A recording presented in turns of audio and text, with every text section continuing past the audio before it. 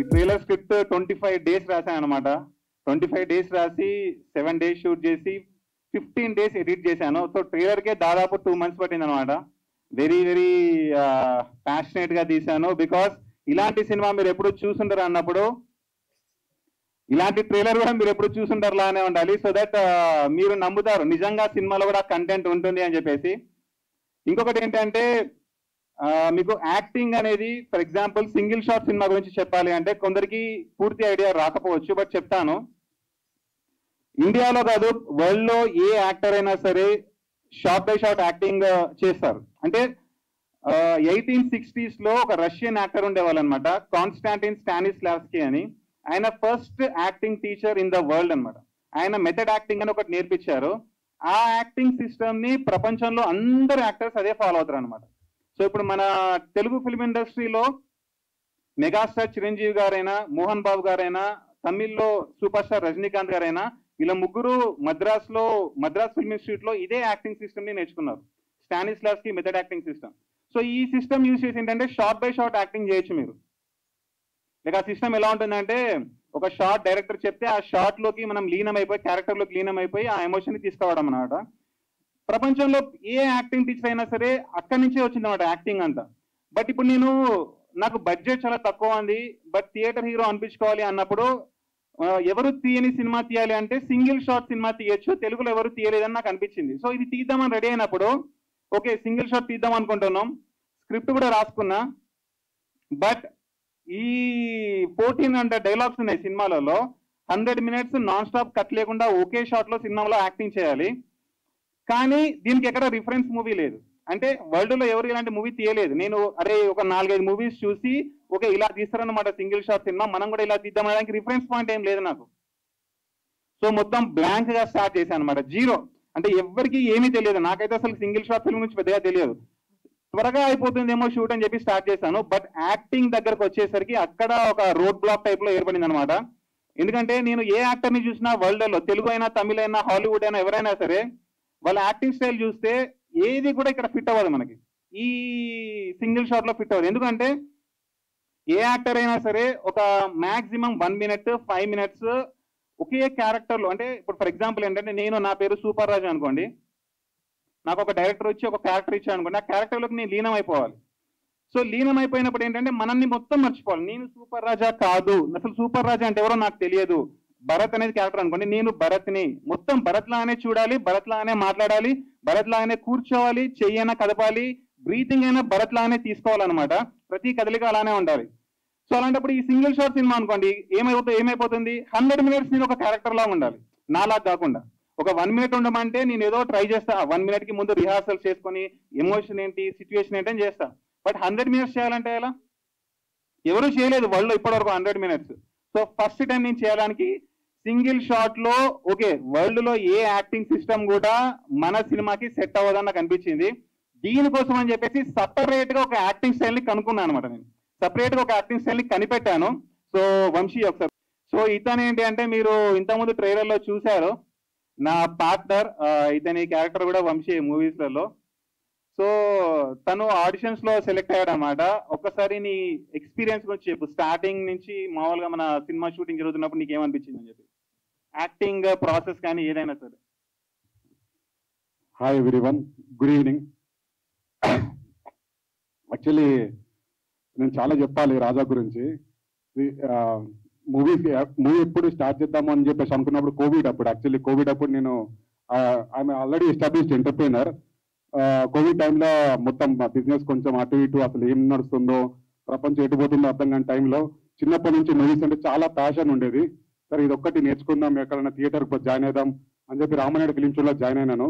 Covid time waste ఎందుకు, ఏదో ఒక ప్రొడక్టివ్ టైం ఉండాలి కదా అని చెప్పేసి రామనాయుడు షోలో జాయిన్ అయినాక అక్కడ అయిపోయినాక ఆడిషన్స్కి మా ఫ్రెండ్ ఒక వెళ్ళేసి బావా చాలా కష్టం బావా, పెద్ద స్క్రిప్ట్ బుక్ ఇచ్చింది బావా, అరే స్క్రిప్ట్ మొత్తం ఒకటే అట్లా చెప్పమంటుండు, ఏంది బా పిచ్చి గిట్ట లేచింది వానికి అని అడిగిండు.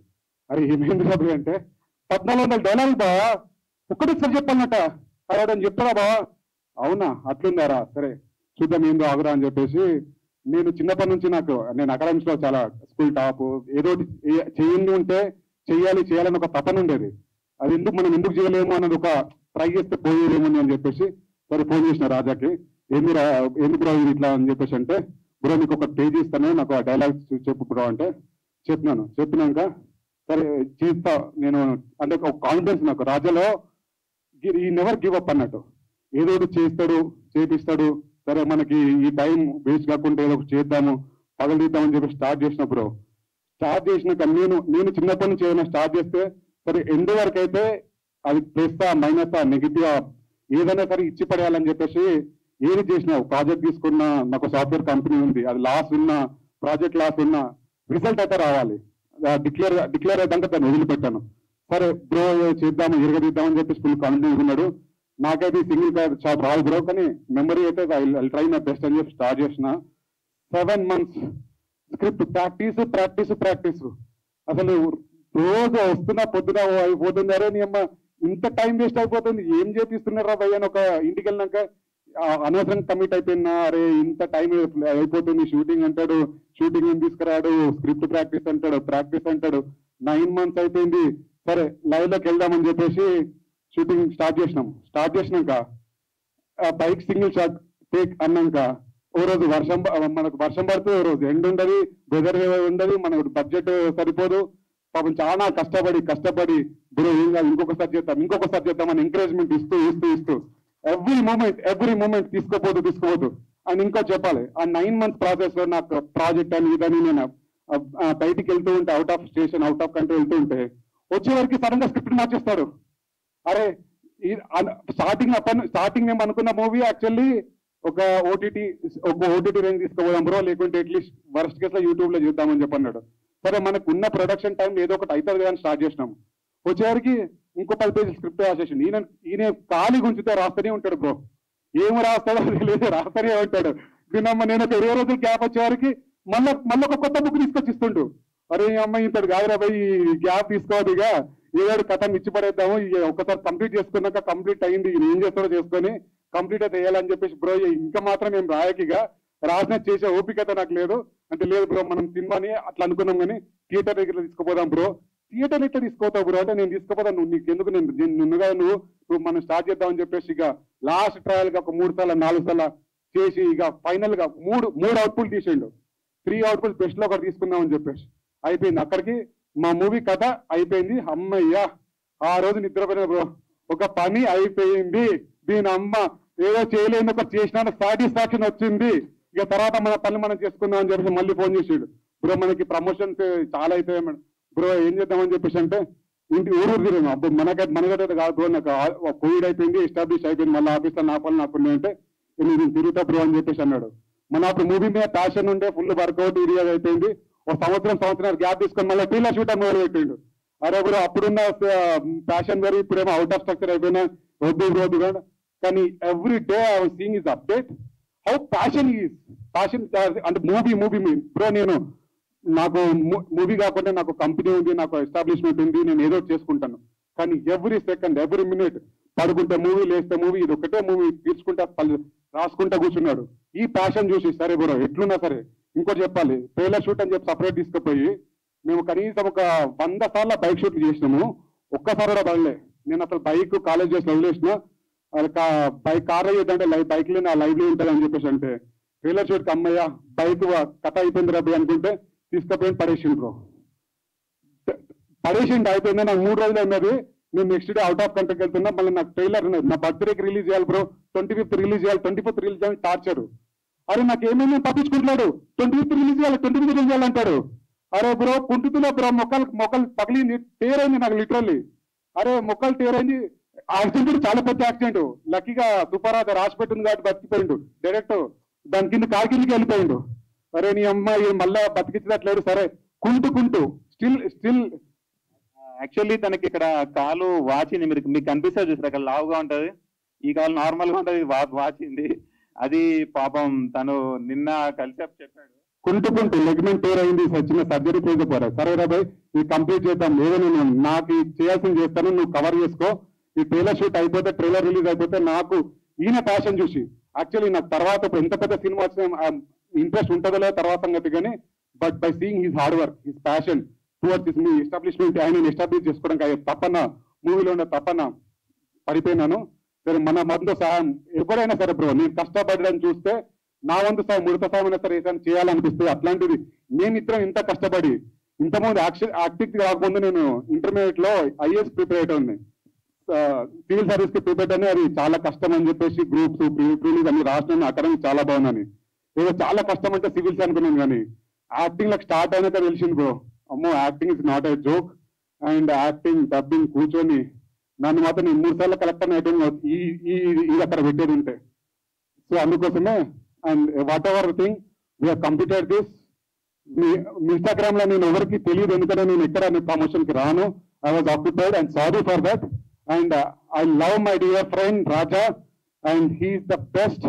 ఇండస్ట్రీకి వస్తుండో ఇచ్చి పడేస్తాడు అందరికి. Thank you so much. అంటే నాకేంటంటే ఈయనలో కొంచెం నచ్చింది, ఫస్ట్ టైం ఈయన వచ్చినప్పుడు ఏంటంటే ఆడిషన్ సెలెక్ట్ అయినప్పుడు కెమెరాని ఎప్పుడు ఫేస్ చేయలేదన్నమాట. అసలు కెమెరా అంటే ఏంటో నేర్చుకున్నాడు యాక్టింగ్ థియేటర్, బట్ యాక్టింగ్ ఎప్పుడు చేయలేదు. అలాంటిది ఫస్ట్ టైం వచ్చి 14 డైలాగ్ సింగిల్ షాట్ అనేసరికి ఈయన ఒక మాట అన్నాడు, ఏంటి అంటే నేను తప్ప ఇండియాలో ఏ యాక్టర్ ఈ రోల్ చేయలేడని చెప్పాడు. నాకు గుర్తుందా నీకు?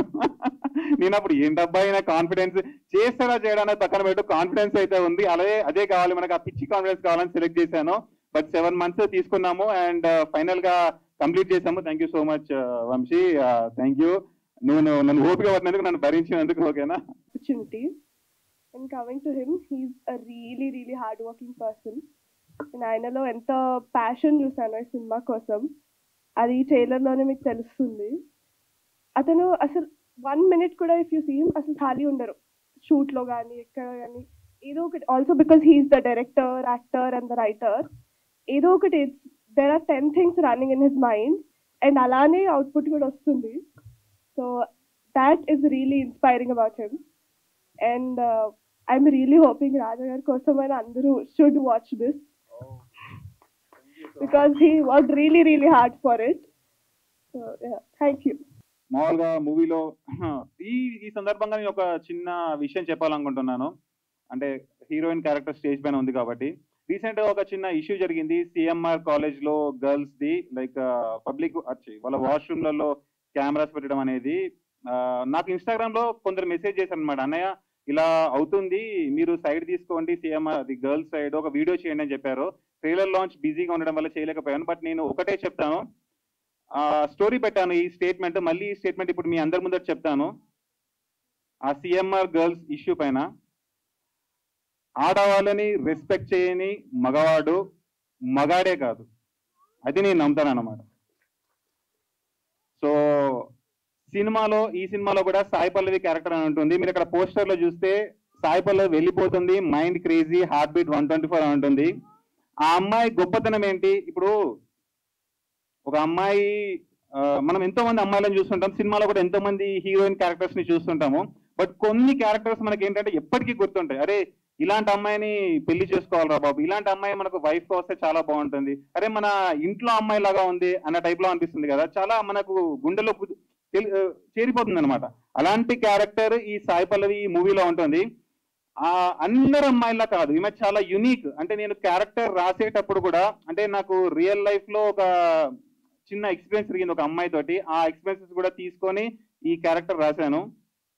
బట్ ఈ క్యారెక్టర్ రాసినప్పుడు ఏంటి అంటే, అమ్మాయి అంటే ఒక స్ట్రాంగ్ అండ్ ఇండిపెండెంట్ గా ఉండాలి, చాలా స్పెషల్ గా ఉండాలి, మామూలుగా ఏది ఎలా పడితే అలా ఉండకూడదు అని చెప్పేసి రాశాను. ఈ అమ్మాయి వెళ్తుంటే ఈ అమ్మాయి కోసం నేను వెళ్ళాలన్నమాట, ఈ అమ్మాయిని ఆపడానికి నేను వెళ్ళాలి. అంటే నేను ఎంత క్రేజీగా ఉంటానంటే నా క్యారెక్టర్ మూవీలలో అది ఇక ఎప్పుడైనా చచ్చిపోతాడు వాడు, హార్ట్ అటాక్ ప్రాబ్లం ఉంటుంది అనమాట, డ్రగ్స్ తీసుకుంటాడు అనమాట. సో అలాంటి వాడు జర్నీ చేస్తాడు అనమాట, క్రేజీ జర్నీ చేస్తాడు. ఆ జర్నీలలో చాలా ప్రాబ్లమ్స్ వస్తాయి. ఎందుకు చేస్తాడు అంటే ఇంత గొప్ప అమ్మాయిని మళ్ళీ పొందడానికి చేస్తాడు అనమాట. సో నా జర్నీకి వాల్యూ ఉండాలి అంటే ఈ అమ్మాయికి ఒక రేంజ్ వాల్యూ ఉండాలి, క్యారెక్టర్ కి ఒక రేంజ్ వాల్యూ ఉండాలి అనమాట.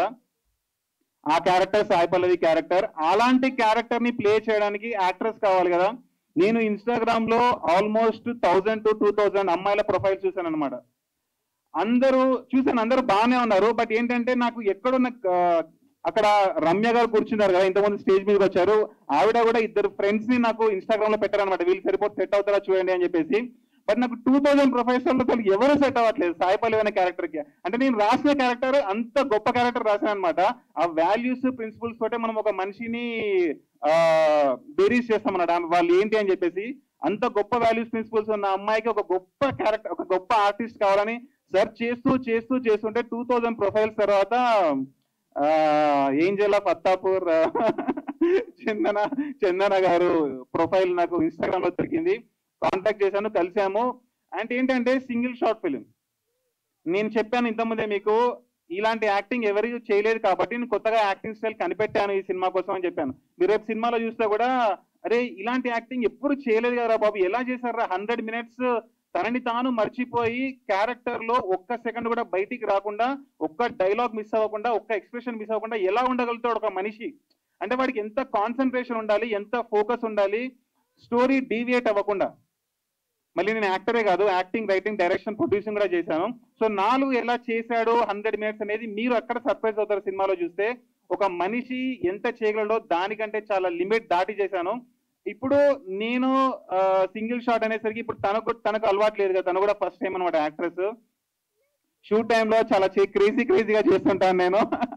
నాదేంటంటే మోస్ట్లీ ఇంప్రొవైజేషనల్ యాక్టింగ్ ఉంటుంది, అప్పటికప్పుడు స్పాంటేనియస్ ఇంప్రొవైజ్ చేస్తుంటాను అనమాట. తనకి ఏమి అర్థం కాకపోయేది స్టార్టింగ్ లో.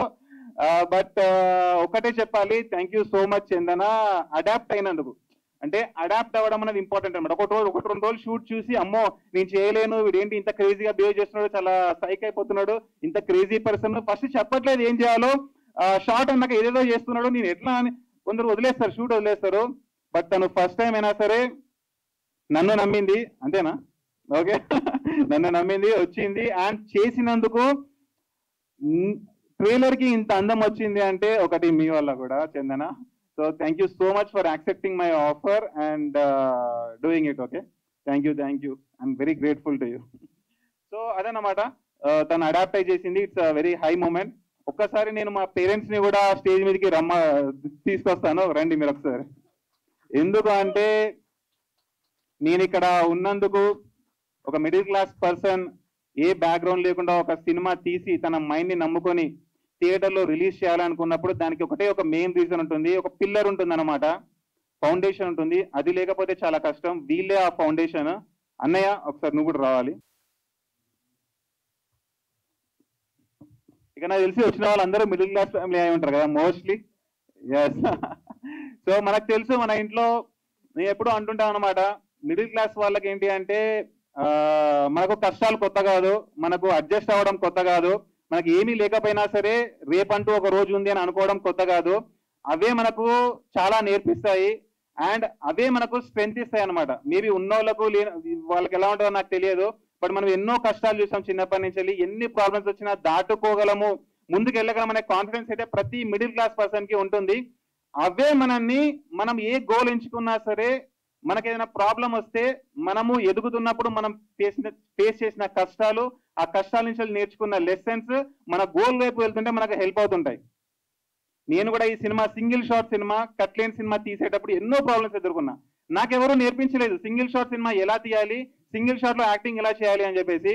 బట్ నాకు నేర్పించింది మాత్రం నా లైఫే, నా మిడిల్ క్లాస్ ఫ్యామిలీ ఒకటే ఒకటి నేర్పించింది. ఎన్ని కష్టాలు వచ్చినా సరే ఓర్చుకో, భూదేవంత ఓపిక ఉండాలి, నీకు అన్ని దక్కవు, అన్ని నీ దగ్గర ఉండవు, కానీ నువ్వు తలుచుకుంటే రేపంటూ ఒక రోజు ఉంది, ఆ రోజు యూజ్ చేసుకొని నీకు కావాల్సింది దక్కించుకోవచ్చు అని మిడిల్ క్లాస్ ఫ్యామిలీ నేర్పించింది.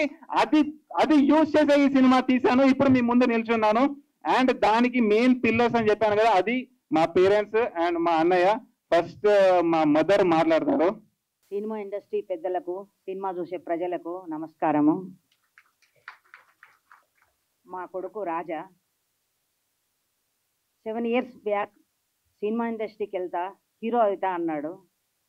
అసలు ఎలా అవుతావు, ఇండస్ట్రీ అంటే ఏంటి తెలియదు కదా.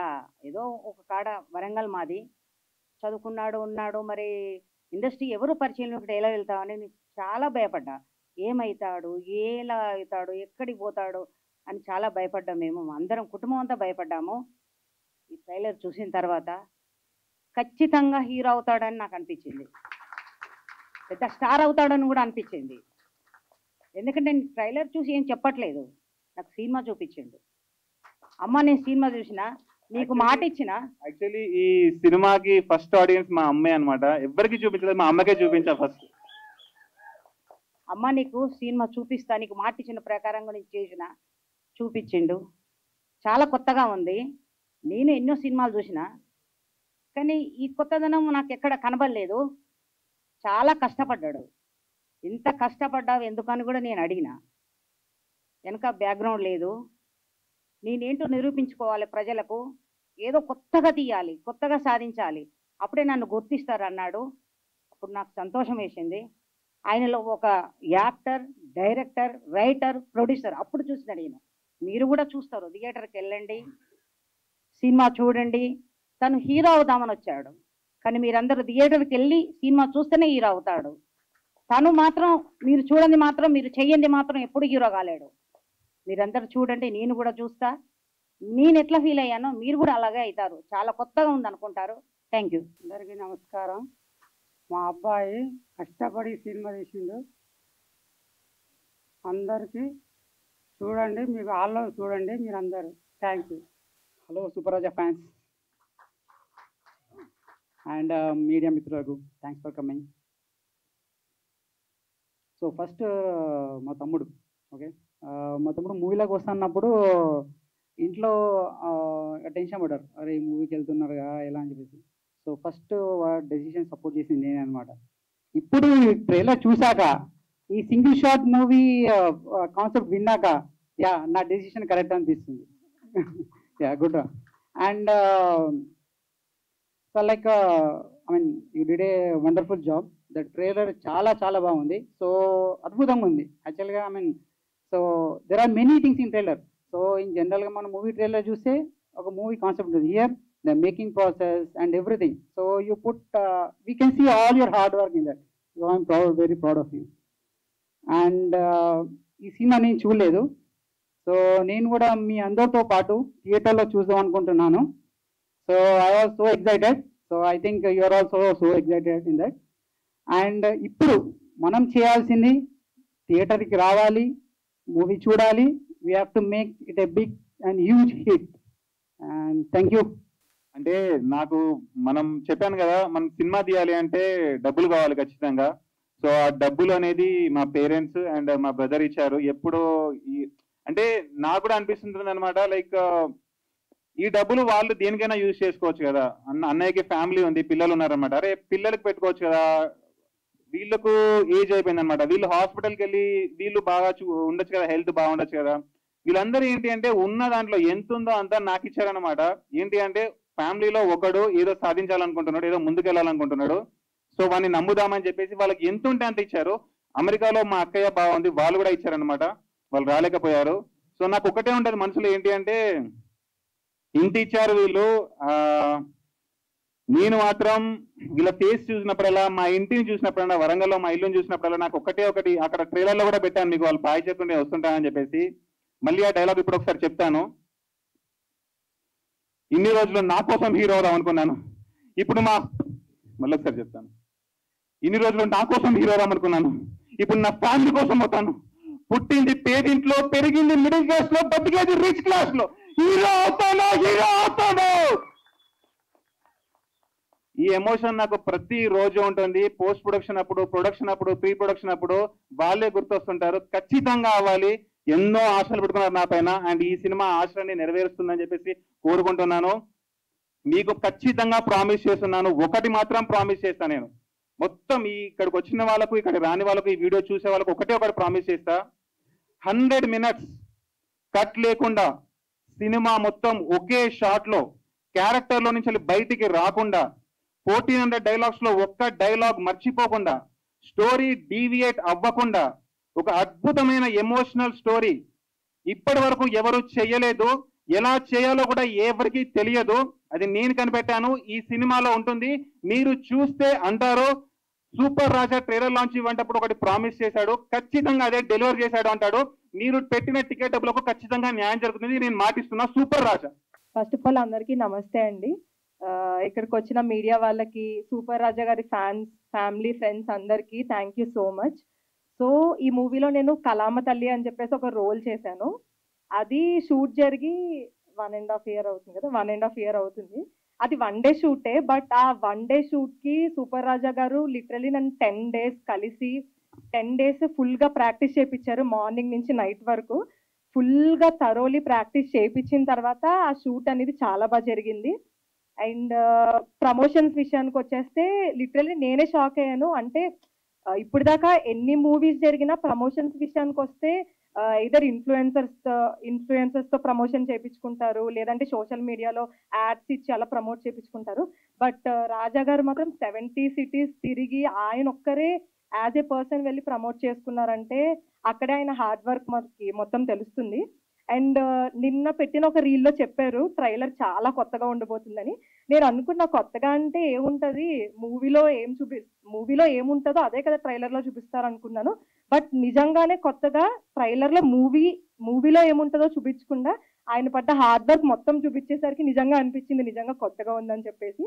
సో యా, నేనైతే మూవీ ఎప్పుడెప్పుడు రిలీజ్ అవుతుందా అని చెప్పేసి అనుకుంటున్నాను.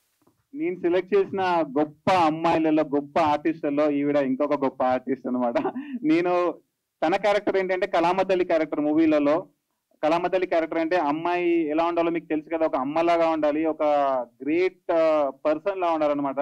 సేమ్ ఈ క్యారెక్టర్ కి నేను ఆడిషన్ చేసినప్పుడు కూడా ఒక ఇన్స్టాగ్రామ్ లో 1000 to 2000 ప్రొఫైల్ సెర్చ్ చేశాను అమ్మాయిలవి. ఎవరి కళ్ళు కూడా ఒక కలామతల్లి కళ్ళు లాగా నాకు అనిపించలేదు. ఈవిడ ప్రొఫైల్కి వచ్చాను, ఈవిడ కళ్ళు చూశాను, అంతే. ఈవిడ నిజంగా గాడెస్ లాగా ఉంది అని చెప్పేసి మెసేజ్ చేశా అండ్ వర్కౌట్ అయింది. ఈవిడ పర్ఫార్మెన్స్ కూడా మీరు సినిమాలో చూస్తారు. ఈవిడ అసలు యాక్టింగ్ చేయలేదు అప్పటి వరకు, యాక్టింగ్ అంటే తెలియదు. బట్ వద్దాము ఫిల్మ్ ఇండస్ట్రీకి అని అనుకుంది. నేను వీళ్ళ ఇంటికి వెళ్ళి 10 days కూర్చొని యాక్టింగ్ ఎలా చేయాలి, కలామతల్లి అంటే ఏంటి, ఒక అంత గ్రేట్ స్టాచర్ ఉన్న ఒక గాడెస్ ఎలా బిహేవ్ చేస్తుంది, ఎలా మాట్లాడుతుంది, ఎలా చూస్తుంది, అవన్నీ నేర్పించి తను కూడా చాలా అడాప్ట్ అయ్యి అవి చేస్తానని చెప్పేసి చేసింది. Thank you so much Ramya. ఓకేనా, మీకు కూడా చాలా చాలా మంచి పేరు వస్తుంది ఈ సినిమాలో అని చెప్పేసి నేను కోరుకుంటున్నా. Thank you so much, thank you so much. ఏంటి అంటే ఎవరు చేయని యాక్టింగ్, ఎవరు తీయని సినిమా. నేను చాలాసార్లు 924 ప్రమోషన్స్, అంటే నేను 17 cities తిరిగినప్పుడు అన్ని ప్రమోషన్స్ చేసినప్పుడు చాలాసార్లు చెప్పాను కదా. అది నేను చెప్తున్నా అనుకోండి, మాటల్లో చెప్తున్నా అనుకోండి, అరే ఇది నిజమా కాదా ఏంటి అని చెప్పేసి మీకు డౌట్ ఉంటుంది. బట్ ఇప్పుడు ట్రైలర్లో చూసారు కదా, ట్రైలర్ మాత్రం ఇలాంటి ట్రైలర్ మీరు ఎప్పుడు చూసుండరు అన్నట్టు మీకు అనిపించిందా, అనిపించలేదా? అనిపించింది కదా. Yes, thank you so much. నేను ఆ మాట అయితే నిలబెట్టుకున్నాను. ఇలాంటి ట్రైలర్ మీరు ఎప్పుడు చూసుంటారని చెప్పాను, అది నిలబెట్టుకున్నాను. ఫిబ్రవరిలో సినిమా రిలీజ్ ఉంటుంది. ఇలాంటి సినిమా మీరు ఎప్పుడు చూసుండరు అని టైటిల్ పెట్టినందుకు ఖచ్చితంగా మీరు థియేటర్కి వస్తే ఇలాంటి సినిమా మీరు ఎప్పుడు చూసుండరు లానే ఉంటుంది. ఆ మాట కూడా నేను నెరవేర్చుకుంటాను ఫిబ్రవరిలో. Thank you so much.